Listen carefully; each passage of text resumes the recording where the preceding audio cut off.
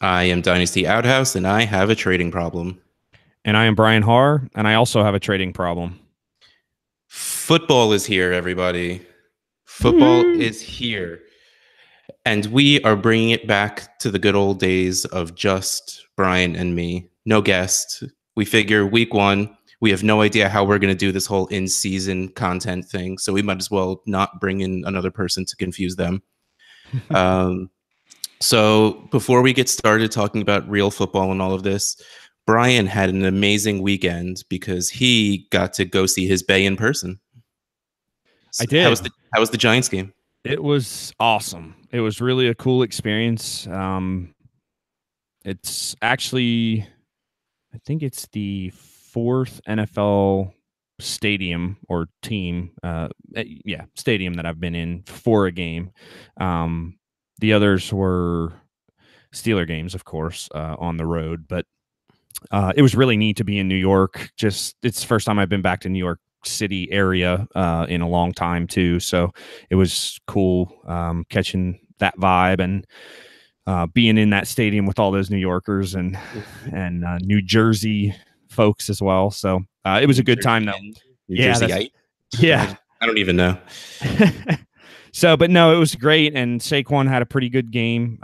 Pretty typical of his game script. You know, he got bottled up for a little while, and then broke loose and had the big splash play, the 68-yard touchdown run. My wife and I were sitting in the end zone and in kind of over towards the corner, and he was running literally straight at us when he broke that open. So I was going pretty crazy, and my wife was going crazy because she loves Saquon too. So, He was but running right to you, he was. buddy. I Right had to my you. arms open and up, and it was wonderful. No, but it was a great experience, and it was neat to watch Odell play too. I got to see him in his rookie year when he was in Heinz Field. I was at that game, um, but this is the first time, since he's developed into a superstar that I got to see him play too. And I'll tell you what, in person, that guy's even more impressive than he is on the television. So, if Eric Flowers in that line can block anybody, the Giants they have a ton of offensive weapons, but no, it was a great experience, and big thanks and shout out to my wife who gave me those tickets as a Father's Day gift, um, and then came along with me to the game, drove me in the pouring rain. So that was awesome. It was a great weekend. I also, so that was like half of the great weekend. And of course, the other part of the great weekend, Russ, you and I actually had a chance to get together in person and hang out a little bit and watch some college football on Saturday. So that was pretty awesome too. It was nice. Good beer, good food, decent company. I'll take it. I'll take it. Just messing. No, it really was awesome to actually see you in person. I was worried that you would be like 5'2" or something. Not that there's anything wrong with being 5'2". It's just you build up these expectations and you have that nice, deep, booming voice. That it would have been a little would have caught me off guard if you were like waist high. Yeah, it was a great time, man. It really was. And can't wait to do that again sometime for sure. All right, so let's talk about football because football actually happened. And when football happens, injuries happen. So let's run down this quick and then we'll talk about if you think anything matters. Delaney Walker, ankle injury, most likely out for the season. Jeremy Hill, torn ACL, out for the season. Greg Olsen re injured the foot he had surgery on. He was seen in a boot with crutches. We don't know how long he'll be out, but you have to imagine it's going to be a while. Doug Baldwin has a grade 2 MCL tear. I have no idea what the grades of a tear are, but that sounds bad. Kenneth Dixon has a knee injury. I didn't write down what it was, but Harbaugh said he will miss some time. So that is at least all the injuries I wrote down. Obviously, there's going to be more. There's also Rodgers who came back, so we figure we'll wait to see what that actually was. Mariota's elbow, who stayed out, but we have no idea what it was. So let's go through these. Now, obviously, the tight ends really matter. Walker and Olsen. What are you doing with those situations? I think the Delaney Walker injuries is really rough. I mean, he just signed that extension with Tennessee. I guess for me, what that one does is that re-elevates Jonnu's value, right? I mean, I think a lot of us were on Jonnu Smith, long term, hoping that Delaney wouldn't re-sign in Tennessee. So this, at least for this season, this gives Jonnu the opportunity to step in and show what he can do, and hopefully, if he shows out, maybe he'll have an opportunity to take that job moving forward. I think that's the biggest effect. I don't necessarily think that this. I don't think this will affect Marcus Mariota, assuming he's healthy. It might actually help some of the other pieces of that offense as well. Dion Lewis, Corey Davis, the other receivers in that offense too. Walker was a guy that Mariota really, looked for and targeted.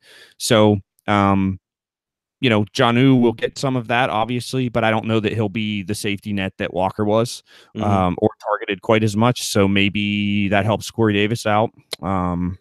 Or like I said, maybe Dion Lewis in the passing game.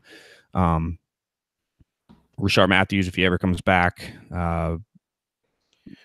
So, but we'll see what happens. It's a shame for Delaney because he's such a good dude and such a productive player. Hate to see that. And it was pretty gruesome too. So are you going out and trying to buy either Jonnu Smith or Ian Thomas? I'd rather have Smith personally.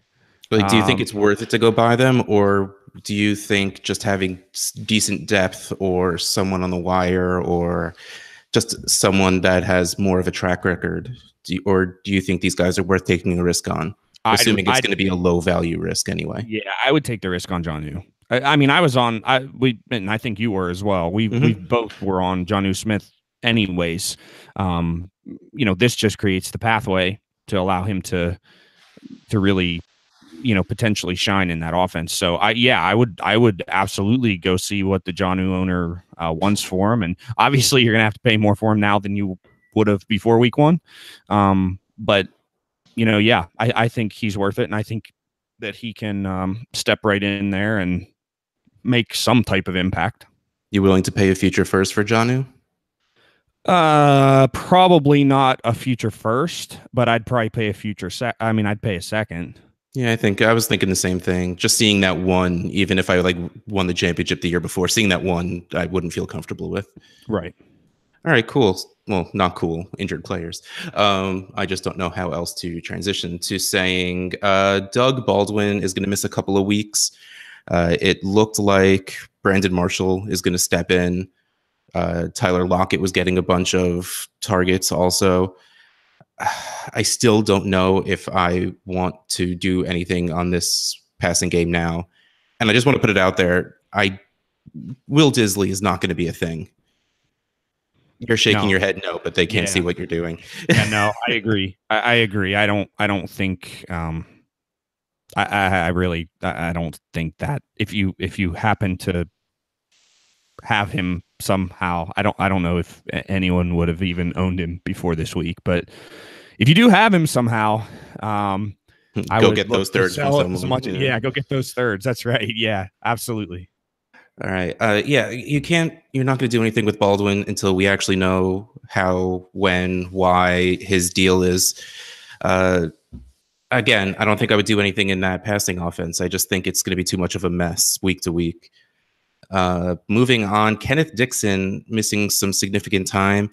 Honestly, I think it's helpful for both Buck Allen and for Alex Collins. It's just less muddiness in the water because I'm on the Alex Collins train for real, and this only makes it better for me. Yeah, I agree. I like Collins a lot. And I saw Dixon as the biggest threat. I mean, Javorius Allen is going to get some passing down work. He just is. He did last year. Week one again, so he's going to get some work. But Alex Collins is, I believe, is the running back to own in that backfield for sure. And this only helps his value overall and his opportunity. So I'm with you on that one for sure. Cool. All right. Well, we're going to get away from the little bit of depressing stuff, and we're going to get on to Corey Coleman signed with the Patriots. I mean, of all the teams to sign a guy who was just dropped after getting traded for because of having a bad attitude, it's kind of surprising the Patriots signed him. Yeah, the Patriots, I mean, they take chances on guys like this, though. You know, former first round talent, you know, from other teams that end up getting bounced around and, you know, or cut for various reasons. And then the Patriots always seem to be able to pluck them off the waiver wire when nobody else wants them and turn them into at least something. So I don't know if that's going to happen with Coco here, but I mean, can we just pretend the whole Bills thing never happened and he got traded to the Patriots? Like, can we do that? And that would probably make me feel a ton better. Well, considering the fact that the coaching staff in Buffalo decided to start Nathan Peterman week 1 at quarterback, you know, I mean, the decision making there isn't exactly, it doesn't inspire a lot of confidence. So, I mean, just that whole organization, you know, Tyrod leaving, trading up for Josh Allen, then not starting him and starting Peterman instead. You know, there's just been a lot of decisions over the last year or so in Buffalo that I think are just, again, they just don't inspire a whole lot of confidence. So yeah, I think we can safely, you know, move along with Coleman and just kind of forget that little Buffalo thing and see what happens here. Does this do anything to anyone on the Patriots roster for you? Well, it's funny that we're talking about Coleman. I'm going to talk about a guy here in just a little bit that is a very similar situation. You know, as far as background and draft capital and all that fun stuff. Foreshadowing. Yeah, so we'll get into that here in a little while, I think.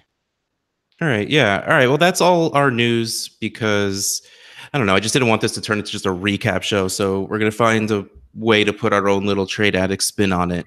So what we're going to do is kind of a keep trade drop sort of thing. What we're going to do is we're each going to give a bunch of guys that we think you should keep, you should trade, and instead of dropping, because this is mostly Dynasty, well, this is Dynasty and you're not really dropping anybody, but people you should buy instead. So, Brian, who, after you take a swig of your drink, tell us who you think you're going to keep for now. Yeah, so my keep is a guy that I just, every single week, this guy just, my desire to own him in Dynasty and everywhere I can just keeps growing and growing and growing. And I have several shares of him. And the guy's Michael Thomas, the wide receiver for the Saints. This guy's a stud. How did we miss this? Besides, I don't know, was anybody high on him coming out of college? Like, I mean, I think people, I think he was typically going around the mid first range that year. I think, I'm trying to think the year he came out, and I should know this. Corey Coleman. Was it the Corey Coleman year? Yeah. Yeah, because he was taken ahead of him, right? It was Zeke, Treadwell, Coleman, Doxson. Oh my God, Derrick Henry, Treadwell. Oh, I mean, all of these guys. Sterling Shepard was going before Michael Thomas in a lot of the drafts I saw. Yeah. So obviously, this is one that many folks missed on because Michael Thomas is just an animal. I mean, he is a super reliable, super consistent. Yes. He's just an animal. He's awesome. He's Michael Thomas is awesome. He, to me, is in that, you know, he's in that big physical wide receiver mold, right? But he has the speed and the hands and the route running. He's very football intelligent, knows, you know, when to sit down in zones. He's high points footballs on jump. You know, he's really good on contested catches. You know, and Drew Brees targets him just I mean, I think he had 16 targets, Like 17 targets. Yeah. And he caught 16 of 17 targets. And obviously that catch rate is something that there's no way he can maintain that, right? But still, 17 targets. And I don't know, if this is a little bit right now because of Mark Ingram being out. Mm-hmm. Of that lineup here for the first 4 weeks. But even last year, Thomas was targeted a lot, and so for me, if I own Thomas, everywhere I own Thomas, I'm just thrilled to have him. And he's a guy that I'm not really looking to move. I would really need a deal to blow me out of the water to move him right now. I just really like, and it's not just because of this week 1. We've talked about him in the off season about him taking that next step. I think he was real close to top 5 last year. We talked about him taking the step into the top 5, top 3, even potentially this year as far as wide receivers go. And here we go with week 1, 16 catches, 180 yards and a touchdown. So, yeah, Thomas is a guy that I am super high on and love to own. And if I own him, I'm not really looking to move him. So, my keeps, I have 2 of them: Tyreek Hill and Alvin Kamara.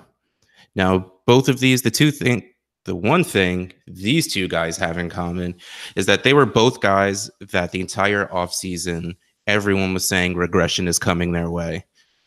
Regression didn't come their way. Yeah. The amount of touches Kamara got did worry me a little bit still, but I don't think I care right now. Both Hill and Kamara are both ready to go 40 points every week. Now, I don't know if it's sustainable that Tyreek Hill got, here we go, I'm going to throw a stat at you. I looked this up. I looked something up for the first time in the history of the Trade Addicts podcast because I was just curious, because Tyreek Hill had 30% market share of the pass attempts. Wow. That's very high for someone who's usually that much of a high variance player, because I saw a lot of people worried about Travis Kelce. So I'm like, why is everyone worried about Travis Kelce? And then I looked to see what the distribution was. Again, Tyreek Hill getting 8 targets in a game probably won't happen super often. I checked last year and the most he ever had was 7. So yeah, maybe 8 is the most targets he'll get. But again, the dude can take a 3-yard pass and bring in another 70 yards for a touchdown. So he might not need 8 targets a game. Sure. So I'm letting Travis eat the most crow possible about Tyreek Hill, because he was all against Tyreek Hill. And I traded away in Trade Addicts 2 the 1 share I had after trading up to get him in the startup draft, because I didn't think it was actually going to be able to. Just the more time went by, the more I'm like, and yeah, wrong. Kamara, again, he seems to keep doing it. Dude, knocking that microphone stand down. Sorry. I think Kamara can keep doing this. I think they're going to need to.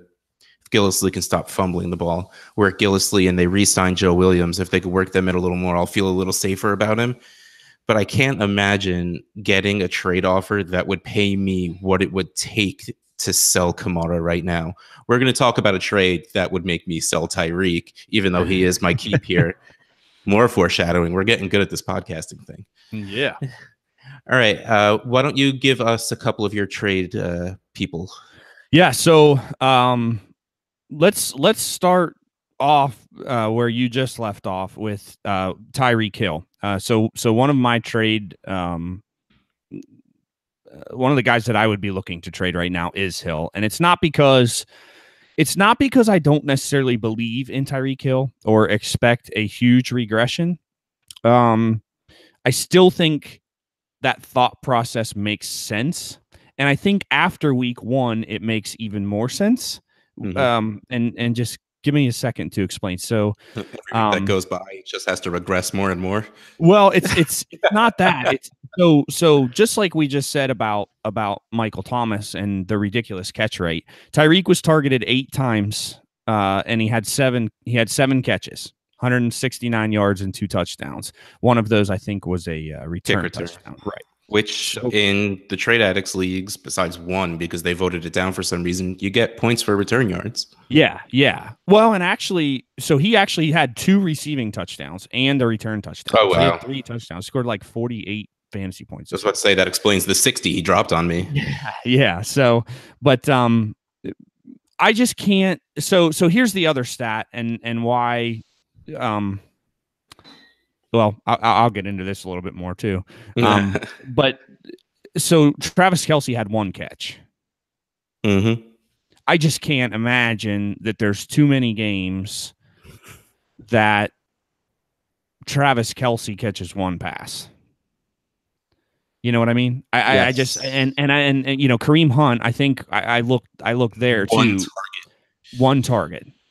Exactly. So I'm not saying Tyreek's not going to get his. He's an explosive player. He can get open. He can run by guys. And Patrick Mahomes is the type of quarterback, he'll just throw the dang thing 65 yards in the air. And Tyreek, I mean, just challenge him in the huddle and say, I'm going to throw this as far as I possibly can. Just go run underneath it.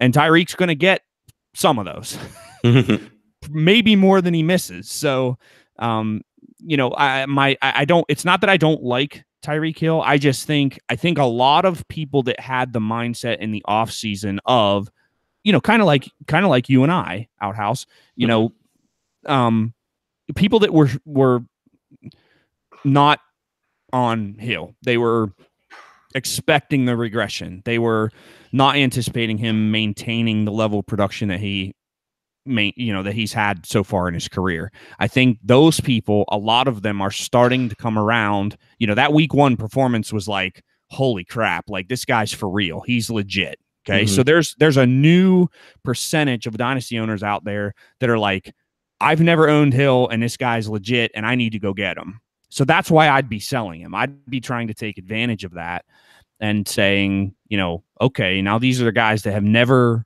had a market share on him and really want to own him. So, and he just had an unbelievably huge game. So let me see let me see what I can get for this guy. So that's why I have Hill. So that's my first one. And I won't no, real quick, because I'm curious. Yes. Blinding yourself to the trade we're going to talk about later, what would it take to get Tyreek Hill away from you? If I owned him? Boy. I mean, so here's the thing. He was already a mid-late second round startup pick. Right. So you're going to be expecting mid-first startup pick kind of value, aren't you? Like if that comes at you, is that what it's going to take? Like, is it going to take almost Michael Thomas level value to get away? No, I'd sell him for guys like Dalvin, and I would consider selling him for Kareem Hunt, Melvin Gordon, guys like that. Now, I am higher on Melvin Gordon than most people, so especially after Austin Eckler. So when you hit that, like maybe 13 or 14 ADP is enough for you to say, yeah, no, that's good. Oh yeah, absolutely. Okay, cool. I would trade him. Okay, so let me say this too. This one's gonna shock everybody that's ever listened to this show. You trade for Saquon Barkley? No. Don't worry. There's plenty of time to get Saquon into the show. Well, we already got him into the show. We talked about this weekend in his beautiful 68-yard touchdown run. No, but when I say it, you're gonna know. So I would trade him straight up for Davante Adams, easy. Wow. And I don't like Davante. I mean, I'm known for that, right? I mean, I've put that out there. We have a little wager on Davante Adams. So, but yeah, I would trade Tyreek for Davante Adams. Wow, that's bold. I like it. So, all right, we should just stop talking about Tyreek right now and just hit us with the Patriots guy you were talking about before. Yeah. So the guy I was comparing to Corey Coleman is Philip Dorsett. Had a really nice game this weekend. Another guy that was a first-round pick. Didn't do anything. Whether he should have been or not. Right. Whether he should have been or not. Didn't do anything in Indy and was traded to the Patriots. For I forget what that deal was, but it wasn't a significant return going the other way. I don't think so. And again, here's a guy that steps in, has a big game. Tom Brady throwing him the ball, all of that good stuff. So this is another guy I'd be looking to trade though, for a couple of reasons. One, Julian Edelman is coming back. Mm-hmm. And Chris Hogan isn't going to be that Chris Hogan long term. So, I think, he had a nice, Dorsett had a nice game. If he's on your waiver wire somehow, I would go grab him. But I would also, if I already own him, I'd also be looking to flip him to somebody that's, interested in picking up some wide receiver production. Are you taking your third and running, or do you think you can get more out of? I would try to squeeze a second, but I might settle for a third. Yeah, I don't know. Maybe two. I'd throw a third at the shot of it, but I don't think I can part with a two for one guy that had a good game one time. Right. All right, so no, let's just do this. Let's talk about Randall Cobb. Yeah. Because I spent weeks trying to give you Randall Cobb and a third. Yes. And how does seeing those 40 points not on your team feel to you? Okay, because I won in all of those leagues this week. I did not. so I can't be too disappointed. So I'll say this. It was really nice to see Randall Cobb produce. Mm-hmm. This is the Randall Cobb that in year 2, 3, 4 we were expecting to get, right? Yeah. It's also one game. And his quarterback now has a bum knee. Regardless of how awesome he is on one leg, because he came back from 20 points down and led an unbelievable comeback to win that game on Monday night. But Rodgers, with all the question marks around, if they shut him down and it's the DeShone Kizer show, then it's bad news for Cobb and for Adams, in my opinion. But yeah, so I think this is a time where I would be looking to capitalize on Cobb, because I just don't know if he can do it. He might be able to continue to do this with Aaron Rodgers in there. Mm-hmm. But he hasn't done it over the last several years, and part of that is he's usually banged up too. But the other part is he just hasn't looked like himself. So I'm happy to see it. I think I'd try to capitalize on this, because I don't know moving forward if you can really rely on Cobb to put up those types of numbers. Now, before the season started, I had Cobb in a league I was trying to rebuild, and I was sending Cobb for a first, and everyone just sort of scoffed at me, even with all of the Cobb with Rodgers hype. Yep. After this game, assuming Rodgers isn't going to miss time, do you think Cobb fetches you a first now? I would definitely try it if I owned him. You're not getting a first from me. Well, yeah, because you're trying to sell him. If that's what you're asking. But yeah, no, I think if you own Randall Cobb, I absolutely think it's worth sending out offers for a first. And I wouldn't take, I don't think I'd take much less than that right now based on last week. All right, so maybe you'd take a younger guy who was drafted in the early second this past year, something like that. Yep. Just try and get yourself in a better situation than Randall Cobb, who's a free agent next year with the ankle injuries and all the stuff. The reason that you wouldn't trade for him in a third for the past few weeks anyway. Exactly. All right, I get it. I disagree because I want you to take Randall Cobb in a third from me. Just going to keep bringing it back. All right. I have 2 running backs as my trade away guys. The first one is Adrian Peterson. All I have to say is we've seen this before. It was last year. He's going to come in. He's nice and rested. He's going to boom like he just did. He's going to get tired. He's old. He's like 32. Come on. You might as well give the guy a walker. He's going to slow down. Game scripts are going to change. He caught like 2 balls, which we were happy about, and that's not really something to be happy about. I don't know what could happen to make me trust Adrian Peterson. It'll be one of those things where even if he blows up next game, no, but that's it. He did those 2 games and now he's going to be gone. Oh, he blew up 3 games and then he's done. Like there's nothing that could happen that would make me trust him right now. I would take anything I can get. I would sell him for a third. I'd be unhappy about it. I would love something in the 2s, but I have 0 shares. But if I had any, I would not run into week 2 still having him on my roster. Yeah, I 100% agree with that. And I love AP. I mean, I don't love some of the incidences that we like the football player. Yes, yeah. I mean, he's another one of those guys. I mean, physically speaking, he defies logic, right? Yeah. So and it's nice to see him get back to, to old AP, right? But but I'm with you. I just don't think this is something that can be sustained. I'd much rather own Chris Thompson in that backfield. Yes. And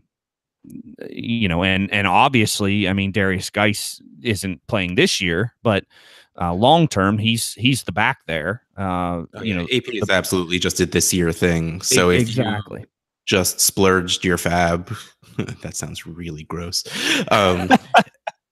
And you're not going to win this year, you should get rid of him as soon as possible. Get as much as you can. Yeah, and like you said, I think, would you love to get a second? Absolutely.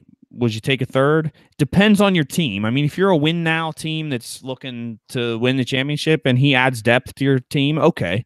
If you're in the middle or rebuild, or then obviously, I would take whatever I can get for AP at this point. So, all right. And my other running back is mostly a brand call, #brand. I would trade away Dion Lewis, because Derrick Henry is awesome, and the Titans are going to realize he's awesome, and they're going to give him the ball.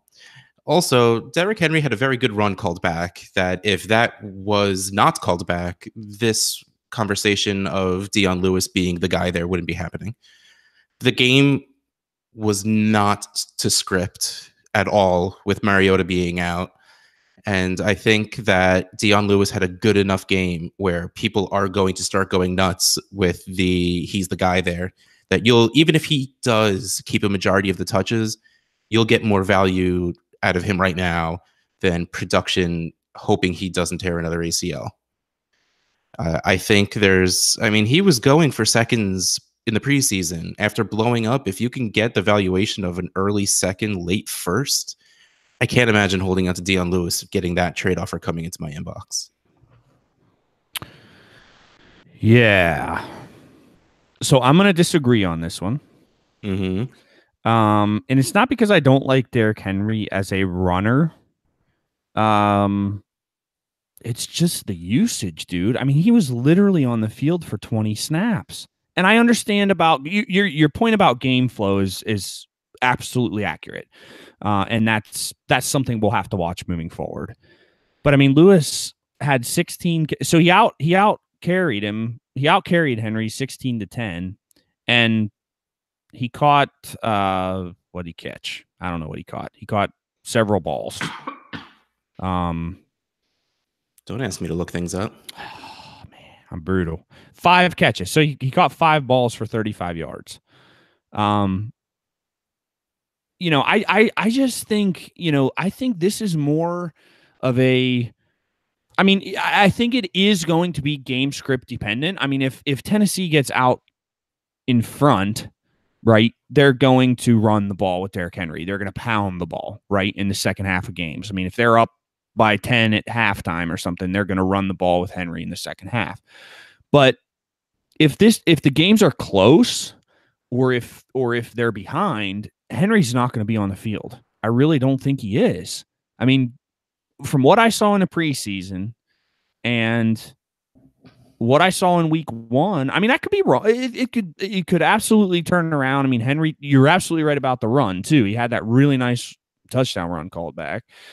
But that's kind of his thing. Like, that's what he's done so far with his opportunities. He's hit the line of scrimmage and gotten 2 yards and 3 yards and 2 yards and 3. And then late in games, when the defense is worn down, then he breaks the big run for 70 yards and a touchdown, right? You know who else does that? Adrian Peterson. Oh, my God. I thought you were going to say Saquon. Oh, no. Come on, man. Come through the screen. Yes. No, you're right. Absolutely. That's absolutely you're absolutely right, especially at this point in his career. I don't think AP did that early in his career. He was a chunk guy. He worried you. Okay, there's the 50-yard touchdown. And the thing is, sometimes he would do it 2 or 3 times in a game. Yeah, the difference for me Oh, between dude, I am not calling Derrick Henry Adrian Peterson. yeah, it's the athleticism and the explosion. Yeah. I mean, I don't think Henry is an explosive back. Now he's got long speed because his legs are long and he's huge, and by the time he runs a safety over, I mean, he's the safety laying on the ground, and so there's linebackers chasing him, and he's going to outrun them, right? So, again, I don't dislike Henry. I'm just the usage really does concern me in Tennessee. I mean, I guess we're just going to have to watch this one a few weeks and see kind of what the game scripts do, the game flow does to the usage, because as it looks right now, I don't even have issue with him being your trade guy, because like you said, I mean, I think, this was a nice game. I think people kind of are thinking the way I am, like, hey, Derrick Henry's not the one that's going to be getting the touches in that backfield and in that offense. So, if you can take advantage of that and get a good deal for Lewis and good value for him, I think that's so I think your idea to move him isn't a bad one. I'm not saying that. I just disagree on Henry being, the back to own in that backfield, I guess is what I'm trying to say. I don't know. But we need to see a couple. I think this is one where we might want to see a couple more weeks, just see what the usage is. All right. Well, let's keep it in Tennessee. You have Corey Davis as one of your buys. Yeah. So Davis was targeted 13 times in this game. He only had 6 catches. So hopefully the catch rate will improve. But I've been high on Corey Davis for a long time. He was my 101 that year coming out over Fournette. So, I really like Corey Davis's talent. I like his situation better than I did previously. This year I think he's probably unquestioned the number 1 guy in that offense, or at least has the potential to be quickly. If he can stay healthy, because that's always a question with him too, or at least has been so far. So, but yeah, he again, he was targeted 13 times, but he only caught 6 passes. I think he had like 60 yards or something like that. So he's a guy that I would be looking at. If anybody's scared off by the Mariota injury, and questioning, or seeing that stat line, hey, he only had 60 yards receiving or whatever. If there's an opportunity there to get Corey Davis, even at cost, I would look to do that, because I think I just think that his value's just going to rise from here. So that's why I have Davis on there. All right. We talked about him a little bit when it comes to Tyreek Hill getting all those targets. Travis Kelce did not get all those targets. So you think that makes him a buy? Yeah, absolutely. I can't imagine that there's too many weeks where Travis Kelce has 1 catch for 6 yards or whatever it was in this offense. It's the same. It's not the same because the offensive coordinator is now in Chicago as a head coach, but the offense is going to be similar, right? It's still Andy Reid's offense. Right, exactly. It's Andy Reid's offense. So, I just, if people here's the thing with all of these, this week is going to be, well, and in just in general, the art of capitalizing on a guy that had a big week, right, is, it's so, there are so many people that freak out. If Travis Kelce was on your team and, the rest of your team exploded and had an awesome week, but you still lost, and you lost by 6 points because Travis Kelce got 1 pass for 6 yards, you're sitting there like, oh, Kelce, and look at what Tyreek did, and Tyreek's going to be the whole offense now, and Mahomes is just going to throw the deep ball, and it's not Alex Smith anymore, so he's not going to dump it off to Kelce, and all that stuff, right? And those people are panicking, and it's like, hey, I got to get rid of this guy while he still has some value because he's 28 or 29 years old now too. So not that tight ends, I mean, tight ends typically play into their 30s, so I'm not concerned about the age whatsoever. Nope. So yeah, I just think this could be a time where maybe you could get Travis Kelce a little bit discounted. Again, people aren't, there's so much information out there now. I don't think people, how do I say this nicely? Just do it. People aren't dumb, right? so people aren't going to sell you Travis Kelce for, quarter on a dollar, right? But can you get him at a slight discount if he's worth, whatever? I'm having trouble tonight with the value stuff, but if he's worth, if he's slightly discounted because of this, even just slightly discounted, it's worth pursuing him because I really don't think he's gonna stick in this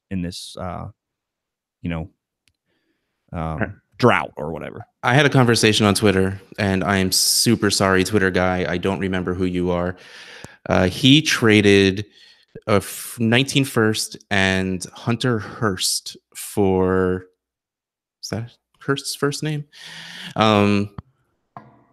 For Travis Kelce and like a fifth. So Hurst in the fifth or whatever. So he pretty much got Kelce for a first. Yeah, Hayden Hurst. There you go. I knew it was an H. Who's 25 years old. Yeah, he's just as old as Kelce is. And is injured. Yes. So the guy basically got Kelce for a first. Yeah, exactly. If you can go get Kelce for a first, go get Kelce for a first. And especially, go ahead. I'm sorry. I mean, I don't even like tight ends, and I would go do that. Yeah, exactly. I mean, I absolutely would do that as well. In our leagues, the Trade Addicts leagues are tight end premium, and that's just insane value for Kelce and a tight end premium. All right, here we go. At T Seal 14 was the dude that I was talking to earlier. Yep.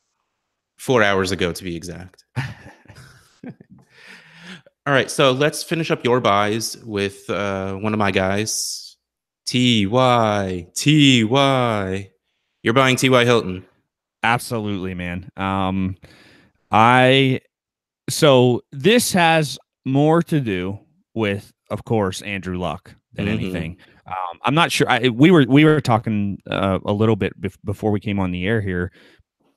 Early in the game, it was like maybe the third play of the game. Andrew Luck drops back and takes off out around the outside and like dives head first. Right? My God.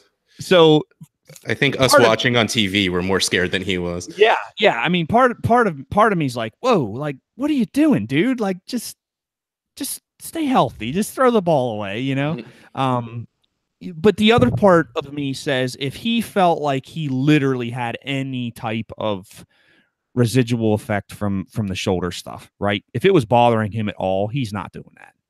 That's right. Or he's not doing it without his coach literally running onto the field and pulling his butt off of the field and sitting for a series so that he can, you go in the corner and you think about what you do. Exactly. So for me, this has a lot. I mean, T.Y. is another one of these guys, right, who is supremely talented. He led the league in receiving not last year, but the year before, 2016. So it's not that long ago. So the last time he played a full 16 game slate with Andrew Luck, he led the league. Yeah. Right. So, I mean, for me, T.Y. is another one of these guys. He's 29, so he's getting up there, right up there. It's like Julio. Antonio Brown is the only one that seems to be immune to the age 29. He's just so consistent. He is consistently amazing, I should say. He is. So, but all of these receivers that start reaching age 29, something triggers people, and it's like, oh my god, he's going to be out of the league, right? So, I mean, Julio, AJ Green, T.Y., Dez, and obviously that's a little bit of a different situation. But I think, Hilton is another guy this week. I mean, he scored a touchdown this week. And he was targeted a bunch too. I think he had 6 catches, but he was targeted a lot of times. I don't know exactly what the number was, but I just Ty's talented. He's got a superstar quarterback. He's targeted 11 times, 5 catches, 46 yards, and a touchdown. Um, and I just think he's going to be here's the other thing. They don't have other weapons. I mean, who else can throw Hey. Jack Doyle and Eric Ebron. And I'll name both of them. Ebron had the touchdown. Doyle played like 80% of the snaps. So that's going to be an interesting thing to watch too. We kind of knew it was going to be both of them, but I'll take my very nice touchdown from Ebron and be happy about it. Yeah, for sure. But Ty's other than Andrew Luck, Ty is the offensive weapon on that team. And I just think he's in for a big season. So, but that 5 for 46 number isn't overly impressive, I would say.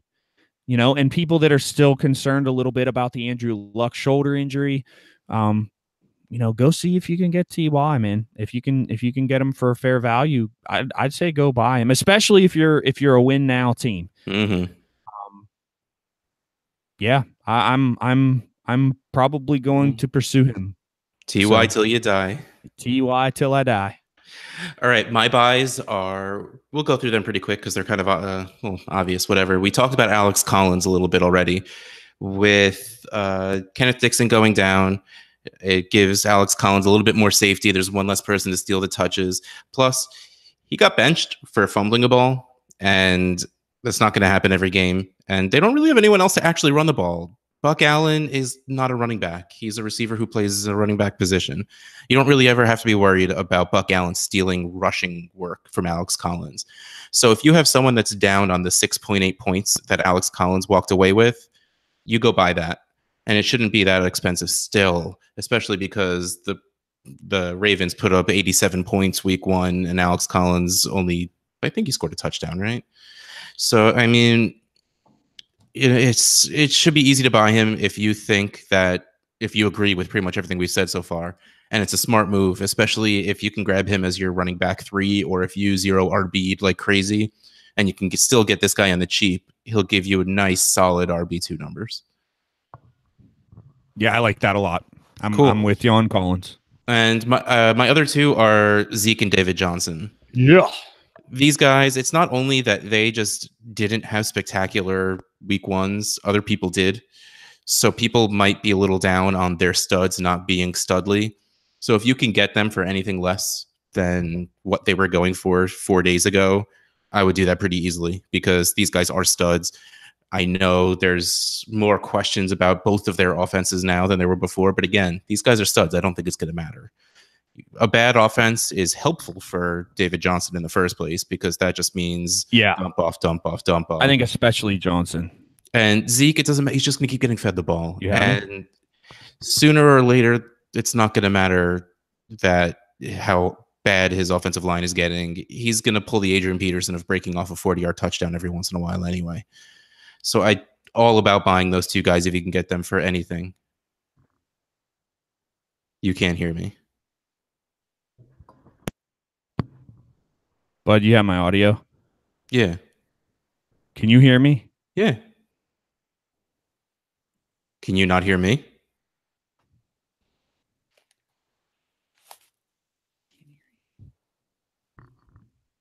Can you hear me? You can hear me. Yeah, I don't have audio. Hang on. Let me mess with this. Wait, we can chat.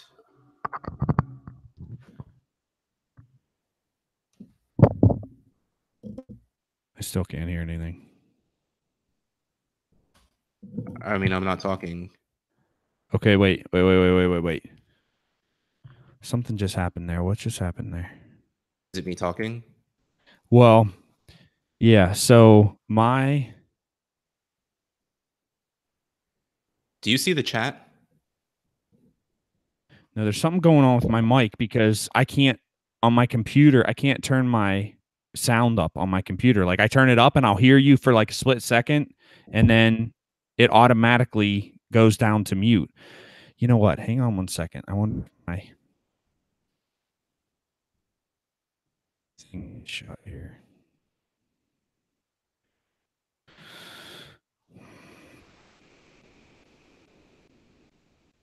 All right, hang on. I'm gonna unplug my mic for just a second here.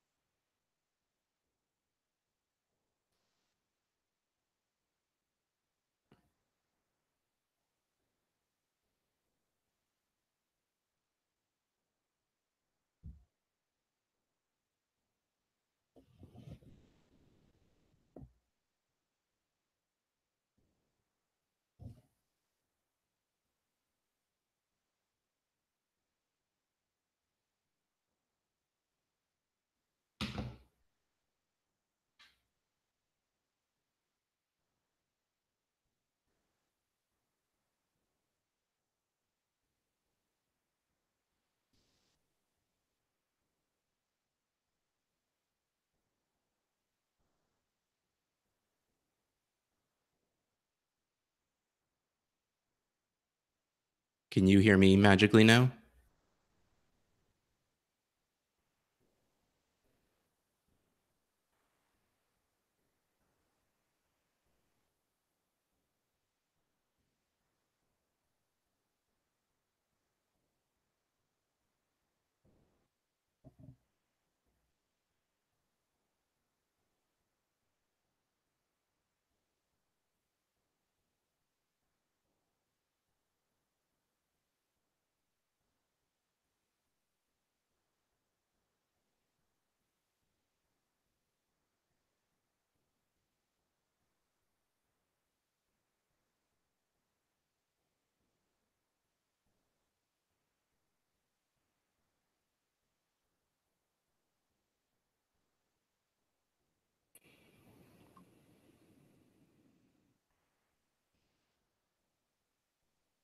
I think I can hear you.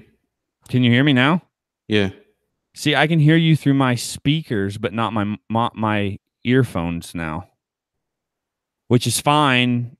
I mean, I don't have a problem with that, but I don't know. All right. Well, let's just keep recording and hoping that it's actually hearing me. There's a chat in the Hangouts that we're in. Oh, okay. I'm sorry. That's what I was trying to tell you to look at the. Okay, here. Give me 1 second. I'm going to try one more headset here. I have another headset. Worst case basis, I'll just listen to you in that.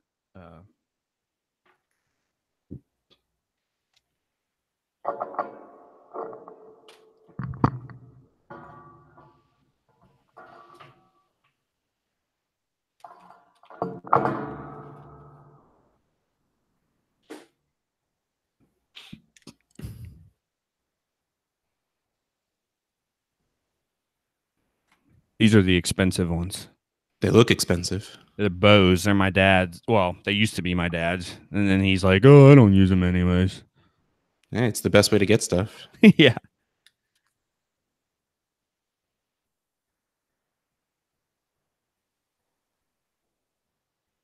No, this is not what I need.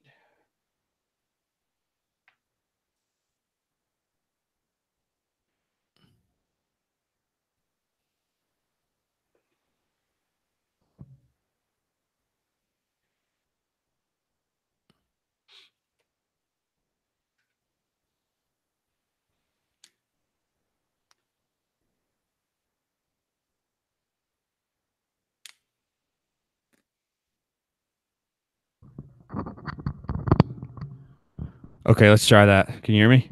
Yeah, can you hear me? Yeah, but not on my headset. Oh well. That's so weird. I mean, if you could hear me at all, that makes me think things are working, but maybe it's time for a new computer for you. Talk to me again. Okay, what do you want to talk about? Are you not hearing me again? Still nothing. One more time. I am here. I am talking. I'm hoping you can hear me. I'm going to keep talking and making big head movements so you could realize I'm still talking even though you can't hear me. No, nothing. Okay. Oh shit.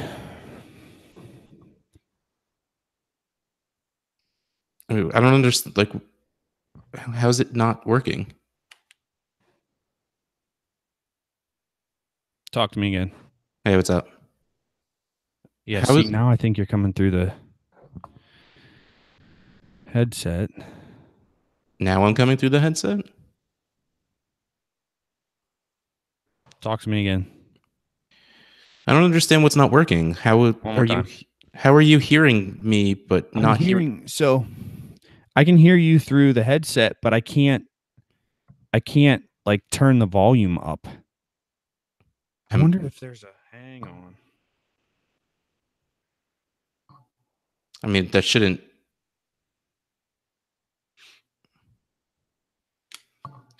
Okay, talk to me now. Do you think that the volume? Yes. I got it. I got it. There's volume control on the headset. Yeah, I had to turn it on. Holy shit, dude. These things are okay, so these things are noise canceling headphones too. These Bose. Yeah. It's like insane. It's like I'm in a this literally sounds like I'm in a studio. Like it's crazy. Okay, I apologize for all that shit. Whatever, man. That Shit was breaks. me. Yeah, I don't know what happened with that. Like, I mean, I hope your headphones didn't break because that's just annoying. well, the only thing that's good about it is that those headphones are like $20 headphones. Oh, there you go. If these ones broke, Yeah, that would be sad. I'd feel a lot worse about it. Yeah. So, but anyways, Yeah. I mean, I never felt the need to get anything more than just a regular. yeah. I mean that's same with me. I mean that's why I got those other ones because they were, they were cheaper, and they sounded good. And I just these, like I said, I just lucked into these. My dad was like, "Oh, I don't use these. You want them?" I was like, "Yeah, I'll take them." So, All okay. right, let's jump back. Apologies. Yeah. All right. Well, Brian's life just broke for a second, and his headphones being part of his life, he couldn't hear. So I have no recollections of what we were actually talking about. But I'm pretty sure we got through my buys of Alex Collins, Zeke, and DJ. So that is our first week of content, sort of. We are going to talk some Trade Addicts trays, Trade Addicts leagues, 12 team, Superflex, PPR, tight end premium. And for the sake of this, I will remind you that they are 0.05 point per return yard as well. Why we are reminding you of this? Because in Trade Addicts 2, Tyreek Hill got traded for DeAndre Hopkins. Wow. And hashtag statement trade. A statement was made in this trade about Tyreek Hill that I can't get behind, and neither can Twitter because I did your work for you. And Thank this you. is currently 75% in favor of Nuke. Tyreek Yeah. did awesome. I think he's gonna keep. He was my keep, mostly because he can probably be what he is. We don't know for sure, and I think it's worth holding on to just in case. And I'm not even the biggest Nuke believer, but man, DeAndre Hopkins, like, you're asking a lot out of Tyreek Hill, even getting those extra points for the return yards. You're asking a lot of Tyreek Hill. Do you think, all right, I'm guessing you wouldn't do this either if you had DeAndre Hopkins, right?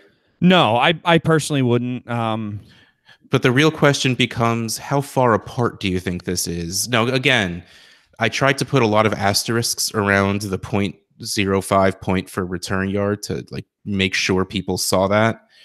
Like, that has to bring a little bit of more value to Tyreek's side, right? Yeah, I think it does. I mean, it definitely does. Again, I just don't know. We're talking about Hopkins. As I mean, he is almost in every single person that you talk to. He's in their top 3 in terms of dynasty assets, right? So, I mean, Hill's creeping up there, obviously, and with return yardage added, which is definitely a wrinkle. It makes it closer. It doesn't make it close enough, not for me. Now, I will say I'm trying to think, the gentleman who received Hill. No, he doesn't. I was thinking he had Mahomes, but he doesn't. Yeah, I hey, we could look back at this in a year from now and say, he bought Tyreek for a very good price or a reasonable price. Just right now, I don't know. Straight up, I think even if you like Tyreek as much as Hopkins, you probably should have been able to get a little bit more, right? A little bit more on top. That's just my opinion. I don't, and again, with the return yards, that definitely adds value to Hill's side because he's putting up big wide receiver numbers, and then he does what he did in the return game, and he's as known for that as he is for 70-yard touchdown passes or catches. So, I think there probably should have been a little bit more value added on that side, just all things considered. But it is what it is. Yep, big trade, statement trade for sure. It was definitely like an oh damn moment when I saw that one come across the email chain. All right, so Trade Addicts 1. Now this was before week 1 games. I feel that that's necessary to point out. You'll see why in a second. Juju Smith-Schuster, a 19 first and third for Adam Thielen, James Conner, and a 19 second. Now, Twitter had this 61% in favor of the Juju side. I agree with that also. Juju in a first. I mean, honestly, at this point, Juju and Thielen Juju might be worth more than Thielen, right? Yeah, I would think so. Yep. All right. So, I mean, the first and a third for Conner and a second, I would probably, especially before this week's games, would rather have the first and the third also. So I'm on this Juju side of this one. Yeah, me too. Go ahead. Okay. No, the reason I put this up here is because I want to have a conversation about James Conner. Yeah. Why? Talk about Steelers fan and what happened with James Conner. I think the Steelers definitely wanted to use him and show that, football is a business, right? And I think that if they didn't believe in James Conner, they wouldn't have given him the ball and featured him as much as they did on Sunday. Having said that, I think the Steelers wanted to make a statement. I really do. I think they wanted to make a statement that, I think they believe in Conner enough to believe that he could fill in and produce, obviously. But I think they wanted to prove that they can win without Le'Veon Bell. Hopefully to get Le'Veon Bell to turn around and get his butt to camp. I don't think that's going to happen. And then today, we find out that he's not even listed in the depth chart. So they aren't anticipating that he's coming back. When he comes back, if he comes back, I don't know that he's going to see time anyways. And honestly, if James Conner keeps producing the way that he did Sunday, how can you not leave him in the lineup? Now a lot can happen between now and week 9 or 10 or whenever the heck Le'Veon decides to show up. But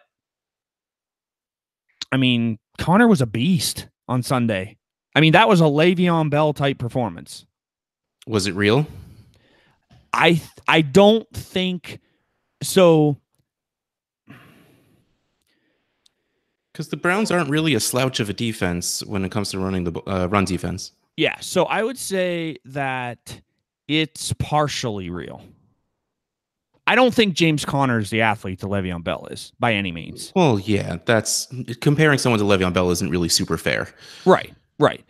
But I also don't think that Conner is mincemeat. I think he's a 4th round back who I think a lot of teams are going to be upset that they passed on. Well, yeah, there was a lot of circumstances going into why he dropped as far. Sure, his cancer. Yeah, absolutely. The cancer diagnosis and all the stuff that he went through, regarding that, which that stuff's super inspirational. If you haven't read about that, I mean, most people that listen to the 11 people that listen to our show, they're big enough degenerates. They know James Conner's story. But if you haven't heard that or read about it yet, you need to. It's really inspirational. Wait, what happened that we dropped from 18 to 11? That's what I want to know. It was 18 last week.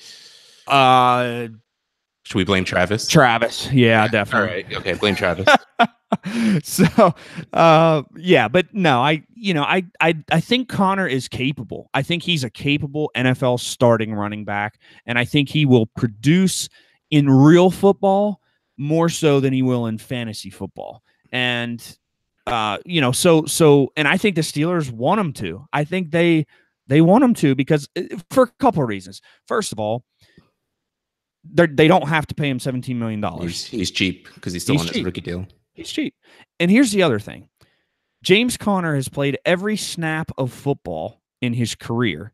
High school, college, and pros within 2 hours of the city of Pittsburgh. Yeah. So if he produces, even if, and I'm not even talking about elite, I'm not even talking about fantasy here, but if he produces as an NFL running back and he's a solid contributor to the team and he can be their starting running back, right?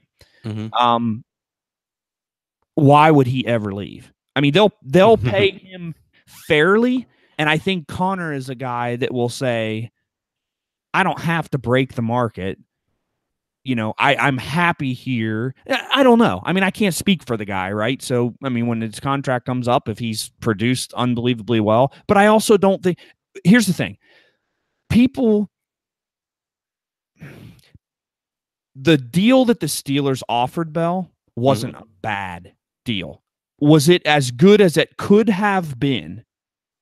Okay. And Twitter's very, I believe Twitter's, first of all, Twitter's very divisive. Twitter's very polarizing, right? So there's a faction on Twitter that every time a player contract comes up, it's, hometown discount. Got to take a hometown discount. Greedy players, they make, X million dollars and greedy players and saying that you're not getting your value, right? And there's people that bang their fists about that. And the other side of that, of course, is he's got to get every dime he can possibly get because his career's short and this and that and the other thing. And like everything else in the world, the answer is probably somewhere in between that. Mm-hmm. I think Connor is a guy who first of all, the Steelers will make him an offer. If we're talking about James Conner as a Steelers starting running back 2-3 years from now when his contract's up. Yeah, that's where I was leading this. Okay. If that's the case, then yeah, I think the Steelers will make him a fair offer. They're not going to overpay. They've never overpaid for a player in their life. Antonio Brown included, Ben Roethlisberger included. Look at the deals that those two guys signed compared to the deals that are being signed now. They paid them top money, but they didn't pay them so far beyond top money, and that's the problem. Devonta Freeman, $8.5 million. Le'Veon wants 17. Yeah, I mean, receiving game's a little. They offered him 14, 15, 16. I don't know exactly what the numbers were. I think it was 15. Yeah, I was waiting to see how 15. High you were just. I think it was around 15. I think it was around 15. They offered him $42 million over the first 2 years, I think, or 3 years. I don't remember. Anyways, it was between 14 and 15 million. They paid him 14 and a half this year, right? And the deal lined up with that for 3 years. And of course, guaranteed money's the issue and all that, and I get that, but I mean, you're talking about like if Antonio Brown, right? So I don't even know who the hell the highest paid wide receiver. So Aaron Rodgers just signed a deal for $186 million. Okay, if the next guy up for a contract said, "I want $380 million," because that's what Le'Veon did, right? And that's what he did. He wanted double what the next closest guy was going to get paid. Or was, I mean, the highest, he wanted double what the highest contract was on a average annual value. So, I mean, a quarterback's not going to do that. They go up. Yeah, they go up, but they don't go up by double.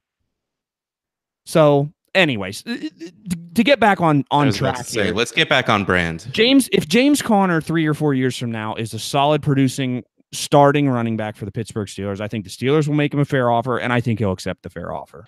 All right, but you're going even way too far out for me. Is James Conner gonna be the stud running back for the Steelers next year, or are they bringing in someone to split carries? I think he's their starting running back next year. I think they'll have a scat back on the roster, but I think they already have him. I think Jalen Samuels is there and can do some of the things to spell. I mean, he's going to get tight end touches too, probably, but he can spell Conner, and they'll probably add a little 5'9", 190-pound guy too but he's going to be the feature back there. Yes, I believe he is. All right, so. Valuing James Conner. I got a trade offer in my inbox earlier today. Now, this was a best ball dynasty league, but still dynasty. Someone was trying to sell James Conner. I almost said John Connor all the time. I almost do that. Someone was trying to sell James Conner for a first and a second, 2019 first and a second. Yep.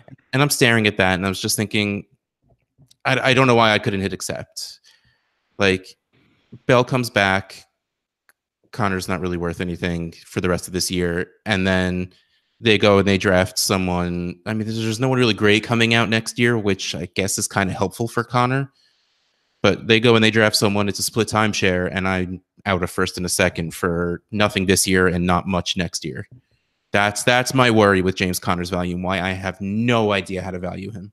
Yeah, I would pay a first. I don't know that I'd pay a first and a second, but I'd pay first. I think.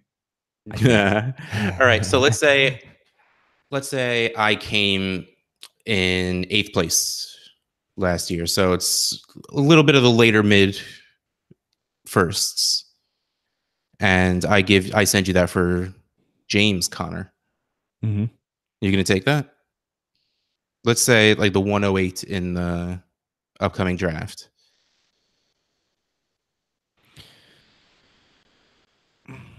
In the upcoming draft? Mm-hmm. Well, that's what we're talking. Probably not. So you want more? Probably. Okay. Yeah, and I think here's the other thing that's hard with Conner. I think he, for as long as Ben Roethlisberger is there, and Antonio Brown is there. I mean, Antonio Brown should probably be there for the foreseeable future, right? Mm-hmm. But Roethlisberger, he says a couple more years. What does that mean? Right. I mean, he's been saying a couple more years for 10 years or 7 years. So, I have no idea what that means. If he's there for the next 3, if he's there for the next 3 to 4, yeah, I would want more. If he's there for 1 more after this year, then I might take it. Well, I mean, Mr. Wizard, we can't really see into the future to know how long he's going to be there for. You got it in there. You said you were going to. I said I was going to call you a wizard. All right. So what you're saying is I should probably go back and throw out that first and second and just take that trade, because if I have a later first and second, who the hell cares? You think it's a good idea for James Conner? Yeah, I mean, I'd probably try it without the second. Try it for the first and see if he does it. If he won't, throw the third. Yeah. I mean, you gotta come on, man. I mean, this is trade addicts, man. Again, this isn't a trade addicts league, so I had no idea what to do. So yeah. I stepped back, and he hasn't done anything. My guess is this was blanket offers. Yeah. Here's what I would do, and I know that this is really difficult for you to do. I'd wait. I'd wait it out. I'd say let's revisit this next week. I want to see him do it one more. Yeah, but if he doesn't want more, the price goes up. Then what I would then counter without the second. You can always go back and offer him the second again. And if he says he wants more after another big game, then so be it. Live with it. Live with it. I mean, just, I don't know if I could live with it. Yeah. Gotta be. Hey, sometimes the best move is walking away from the deal too. Oh, that's so boring. It doesn't fit the brand, that's for sure. Damn right. All right. Speaking of brands, that's the end of our show sheet. So that's the end of our show, and I'm getting tired. That's my personal brand. Hashtag always tired. So, well, all right. That was our first in-season show. Hit us up. Let us know if you liked what we did. If you want us to do something different, I threw it out on Twitter. I feel like we covered what everyone was looking for. So yeah, let us know. Yeah, man, we're a show of the people. So if there are things, like how Hal said, if there are things that you're interested in, or things you like, things you don't like, you can say the things you don't like, but things you do like, let us know, and we'll hit on those things and keep doing them. So, all right. And in case I forget to put the intro and outro on again, my bad, guys. Follow us on Twitter. Subscribe to the podcast. Rate and review. Do all those things that make us seem better and popular, because that's all we really ever wanted, was to be better and popular. All right. Well, it's been fun. Good luck in week 2. See you later, Brian. Later, Outhouse. I didn't stop recording yet.